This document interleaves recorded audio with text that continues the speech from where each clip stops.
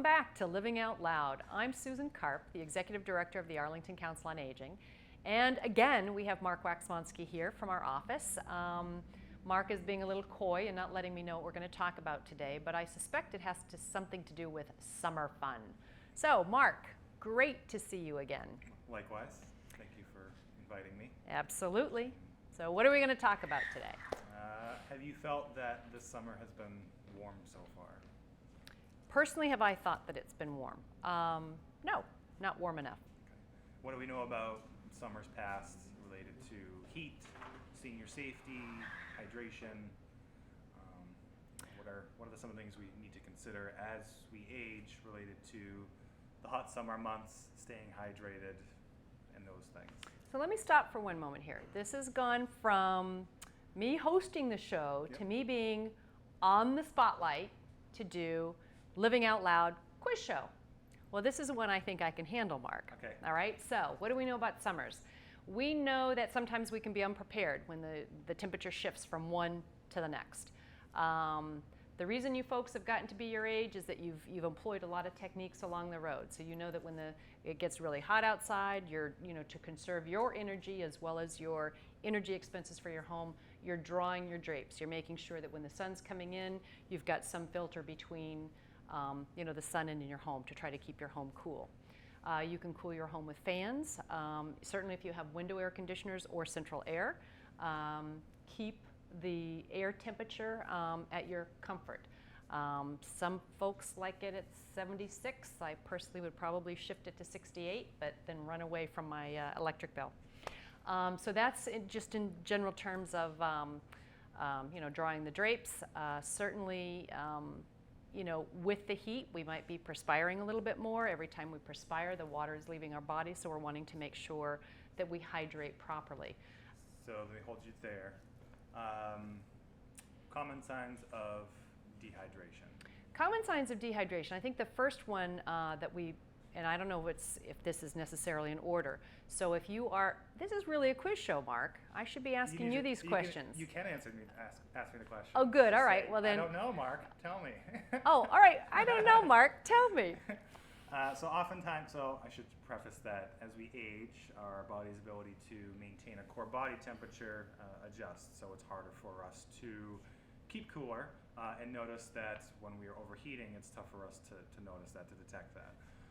Part of that too is our decreasing ability as we age to stay hydrated and know that when we are dehydrated. So off the top of your head, very quickly, what are the signs of dehydration? All right, dehydration. If you're thirsty, thirst is one of the signs. You could be headachy. You could be sluggish. So that was a real quick answer. Okay, all right. Thank you. All right. So Susan mentioned thirst. So thirst is actually a late sign of dehydration. Oh. So if you're already thirsty, that means you're already dehydrated. Mucous membrane, so the insides of our mouth, if we notice that it's sticky, we're not producing enough saliva, that's another common sign as well. Our skin, so as we age, our body's ability to maintain collagen on the skin decreases, which gives us wrinkles. So one of the ways that health professionals test folks if they're dehydrated is to pinching the top of your hand. It's called tenting. So if it stays, if it stays like this? If it stays in a tent, your rebound is good. If it stays in a tent, that means you're pretty much dehydrated. Also, if you're voiding urine and it's obviously if it seems concentrated, it's dark yellow. That's a common sign of dehydration as well. You mentioned headache, irritability. Some folks get depression, and if you just that sense of feeling thirsty means you're dehydrated. So right, as well as lightheadedness, right? Lightheaded. Okay. You can have a rapid pulse. Your blood pressure can change a little bit. It can decrease. So your blood pressure would be low, but your pulse would be high because your body's compensating for that perfusion. So the heart's going to beat more to maintain adequate blood pressure. All right, now let me stop and ask you this question. So what we've just described is also symptomatic of other physiological issues. So if we're thinking it's dehydration, is there kind of like a quick fix, like maybe a couple of glasses of water, sitting in a cool environment and seeing if it resolves itself, or is there something else we need to do? Right, so the recommendation is generally to drink 6 to 8 ounce glasses of water, juice. That's a ton of water, Mark. I mean, you'd be running to the bathroom all the time. Is it really still that? But if you had 1 8-ounce at breakfast, 1 8-ounce before lunch, All right. 1 8-ounce at lunch, 1 8-ounce in the afternoon, 1 8-ounce at dinner. That's what, 5 6 ounce. That's 5 6. I think I occurrences. lost track there, but yeah. And then maybe All right. several hours before you go to bed. Yeah. That's your daily intake. Okay. And it should be beverages that are non-caffeinated. Coffee, tea contains caffeine. Caffeine's a light diuretic, so it's going to make us go to the bathroom a little bit more, which can dehydrate us. Okay. But if we like tea and coffee and we still want to consume those and stay hydrated, the recommendation is to have 2 cups of water or some type of light juice with every cup of coffee or tea that you have, just to replete what you may void out in urine. Right, and I think, I was just thinking, summertime, I'm thinking watermelon. You could probably, have a couple of pieces of watermelon. I mean, that's got a lot of water in it. Also milk. Maybe you have a cup of milk in your cereal, and you drink the milk as well with that, or milk with lunch, breakfast or dinner. And so, with the conversation we had about summer heat, being dehydrated, I think of heat exhaustion as well. Yeah. Heat stroke, heat exhaustion are pretty serious things. As I talked about before, with the senior's ability to have a harder time with maintaining body temperature and detecting when it's getting too hot. Yeah. So if you're feeling tired, if you're sweating and you actually stop sweating but still feel warm, that's a common sign of late heat exhaustion, which you probably seek medical attention for. Okay. So you mentioned maintaining a good home temperature, shutting the drapes, decreasing your physical activity, because obviously the more active we get, the higher our body temperature gets. Yep. But also finding our cooling centers in town. If you're having a hard time with keeping your apartment cool, the senior center, Robbins Library, Fox Library, and the Coolidge Theater are the cooling centers in town. So if you needed to go to these places to get a little cool, you can head there. Just be mindful that to get inside, you'd have to get in during operating business hours. And one thing I would like to say though about the senior center, I think the other places are fine places to be cool. With the senior center, you can come in, you can have lunch, we have bathrooms, we have activities. So it's not as though you're leaving your home to come in and just sit. Lots of things to do. So we encourage you actually to come into the senior center. And if you're not wanting to walk on that day, or if, because with the Council on Aging Transportation Service, we do need a few days' notice. You can, we in New England watch our weather like none other. And so it's easy enough to turn on the news or to read a newspaper to find out what the forecast is. Maybe you just want to go ahead and schedule a ride to come into the senior center. So, and there's plenty of things to do. And certainly let us keep you cool. And I think that brings up a fair point as well about if you have air conditioners but have a hard time installing it. I think in years past, we've tried to find some. We've had wishes of having people help, and we still don't have that. Thank you. All right. I'm sorry. No, but you can also call Joyce Killingsworth at our information and referrals desk, and she might be able to help with some resources as to who might be able to install your window air conditioner. So what else about dehydration? So we've talked about staying hydrated. We've talked about some signs and symptoms. We have talked about the cooling centers. Anything else? Heat exhaustion, heat stroke. Heat exhaustion, heat stroke.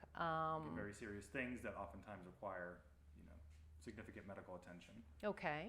So if you know that, again, you said it before, if you know that it's going to get warm, have a plan in place to stay hydrated, stay cool, and then what you'll do in case, just in case you had to go somewhere or have someone transport you, that type thing. All right. The other thing, there are certain spots on the body. If you were to take a cool washcloth, this is something that you might want to consider. Always, certainly in the summertime, maybe have a bowl in the fridge with water. Have a few washcloths in there. So if you wanted to be cool, if you're feeling just really overwhelmed and hot, just for the moment, maybe this is some of the signs with dehydration. What areas of the body would be good to take that cold washcloth that's been sitting in the water, in the bowl in the fridge? Sure. Generally the forehead. Okay, but also forehead. The top of scalp as well. Yeah. What about the neck and the wrist? The neck, that's, yeah. All right. So that's a very, that's a low-tech, very effective way of getting yourself cool right away. And again, what's the kind of the time period? I mean, like if somebody's feeling all these symptoms, right? Because we don't want someone's heart attack to be confused with, dehydration. So what do you recommend that when those symptoms start, Mark? Call your doctor, and your doctor can differentiate whether it's something related to heat or if it's something chronic that you've managed or something acute. Okay. All right. Do you do it right away, or do you just have a couple of glasses of water, sit and cool, and figure it out? My general recommendation would be to call first and get that opinion first. That's great. That's great. Is there any other? There actually is something about summer fun. We talk about dehydration, all right, but we're also talking about the sun coming down. So regardless of your age, you still have to wear proper clothing, all right? You need to have sunscreen, and you also need to make sure that you see your doctor to check your freckles.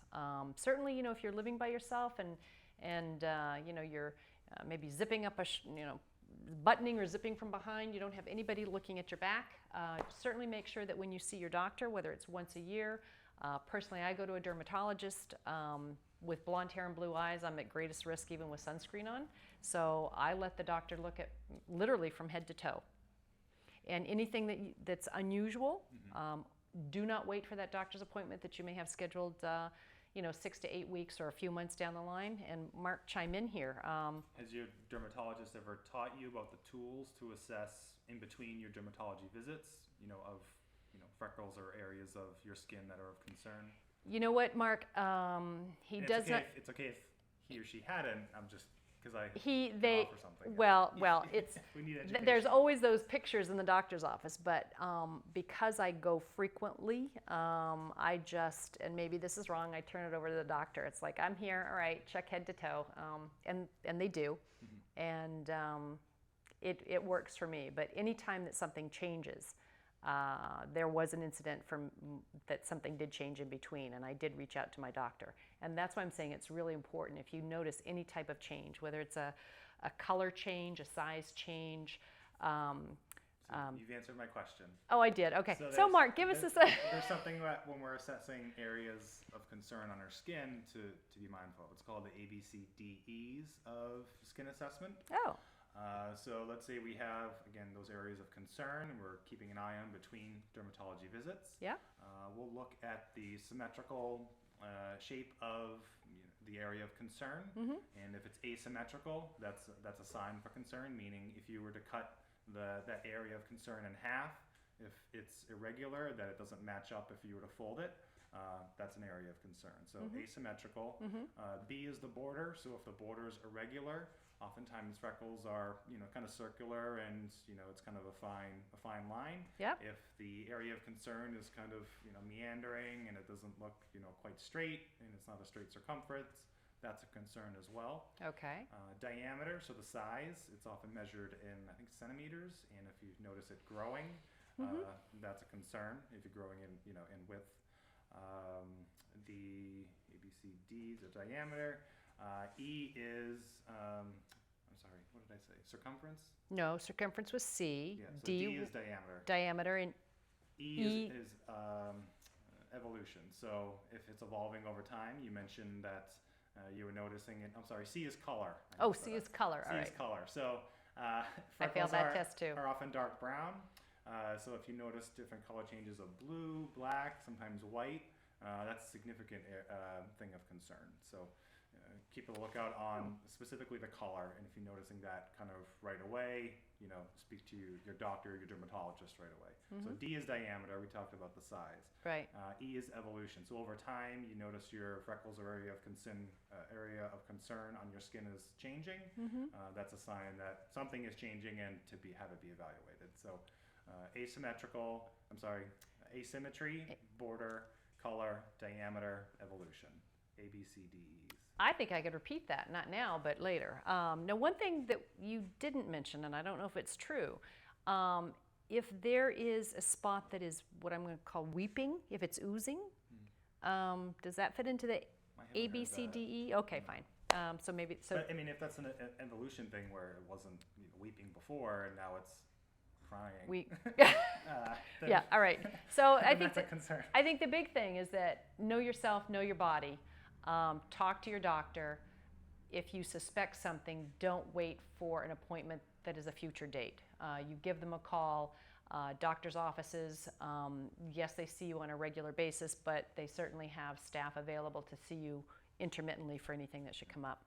And it's important as well, when you're considering maybe you don't have a dermatologist, maybe you are in the sun a lot, or as you were living, you were in the sun, depending on whatever the variables are. If you have a family history of skin cancer, that's pretty important as well. Okay. There's oftentimes that hereditary component that makes you more susceptible if a family member preceding you had skin cancer. Okay. So is there anything else about sun, heat, skin cancers, protection? We talked about summer fun, and sometimes people may think these topics are morbid, so let's spruce up the conversation to have it be more positive before we depart. All right. So what would you like to say to spruce it up? I defer to your summer plans. Oh, thank you. Summer plans at the Senior Center. We certainly, in the month of July, we have Dance Caliente, which is a group coming to us through Massachusetts Cultural Council. The Friends of Arlington Council on Aging are sponsoring an ice cream social after. Now, this is the month of June. We're heading into July. That particular program has sold out as far as with ice cream, but if you wanted to come and watch at a distance, we'd welcome to have you. We certainly have many things going on in the Senior Center. Second Tuesday of every month we have a sing-along. You want to sing some old songs with friends, come in. We have Ann and Larry who are behind the piano, and they certainly bring a lot of joy. There's daily lunches to come in as well. So there really are a lot of things going on. There's movies, there's book clubs, all kinds of things. So on an upbeat note, I'd always like to say that. Think about us if you're not driving anymore, or if you don't want to drive. Give our office a phone call. We can schedule a ride. We do need a few days advance notice. And just the other thing that I'd like to mention for these doctor's appointments that we keep hounding you on following through with, we can take you to your doctor's appointments. So again, we just need a few days notice on that to be able to schedule, and we can help you along with that. So I think, Mark, we've covered it soup to nuts? I think we're ready to have summer fun. Summer fun. All right. Well, we'd love to stay a little bit longer, but the beach is calling. Thanks for joining us. Thank you.